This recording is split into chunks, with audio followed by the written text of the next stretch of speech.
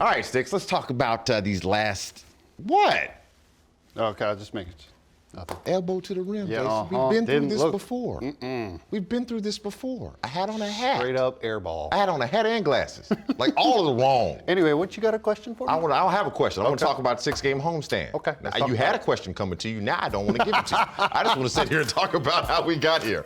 We're looking at Dallas, Utah, Memphis, OKC, Miami, and Charlotte. The only L we took was against SGA when he put up 42 in a last-minute shot that, hey, you had to tip your hat to. Other than that, Jason, a rather stellar performance, because these are some games that if you looked at the schedule at the beginning of the year, I have to be honest myself, you want to win all of them, but a couple of those you're like, that's going to be a challenge. That's going to be a hard night at the office. How impressed are you on a scale of 1 to 10 with how they closed out this homestand? Very impressed, because they came back off of losing. They came back home, they got back on track. They were making sure, especially against Western Conference teams, you only get to see them twice a year. Once at your place, once at their place. You took care of home against the Mavs, against the #1 Western Conference team in the Utah Jazz, against a very upper echelon team in the Memphis Grizzlies, albeit without some superstars, and maybe the Utah Jazz had a little bit of fool's gold, and you challenged them. But you got good quality wins, you got back on track, and you got to that 10-win mark. Now we're getting to that 20-win mark, or 20-game mark, where we can reevaluate this Wizards team as a whole. What are they good at? The big three? Amazing. I love to see what they're doing. Rui Hachimura off the bench, love to see what he's doing. Great bench production from him. And now that Corey Kispert's gotten back into rhythm off of his injury, this team is starting to gel and have that chemistry. And now I want to see them take all of that and go against the Philadelphia 76ers, the Milwaukee Bucks, the Boston Celtics, the upper echelon team. Speaking of which, we talk about, first of all, thank you for the voting. I see the confidence level is up to 7 right now. NBCSportsWashington.com/vote. Keep going. But looking at this 20 games that we talked about, double Miami game bookend here at the end of this week, and then the Boston Celtics, to your point, that's the 20-game check mark. I want to bring back Meghan McPeak in this conversation as well. Meghan will be making fun of me about my jump shot. That was one time. It happened one time. We all forgive.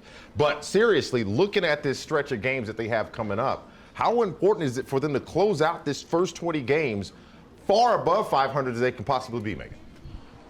I think it would be important, and I think it would also be a really good morale boost. Not that they necessarily need a morale boost, because I think right now when you look at this team, especially in games like this, the bench is always into it. There's energy surrounding them. So I don't necessarily mean it in a bad way. I just think that it would be something positive after the first 20 games if you can finish decently well above 500. And I think right now they're on pace to do that. But to try and do that, it's going to be tough when you think of the fact that you close with 2 against Miami, and then in Boston, all 3 on the road. Is it doable? Yes. Will it be easy? Absolutely not. Neither of those teams are going to allow you to walk into their house and steamroll over them. But in my opinion, and I don't know if Sticks would agree with this, it starts on the defense, because anytime their defense is rolling, it flows their offense, and things just become easier and seem like they're free-flowing and seem like they're just having a lot more fun. And to go off of that point, Meghan, the microcosm of the first quarter.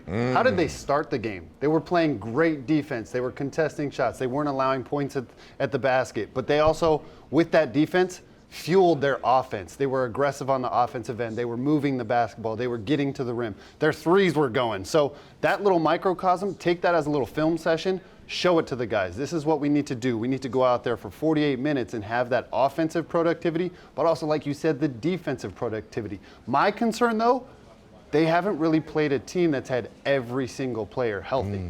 What do they do moving forward? Do they take that and they say, oh man, this team's going to be tough to beat? Or do they take that same mindset and go out there and say, you know what? Doesn't matter who they have out there on the floor.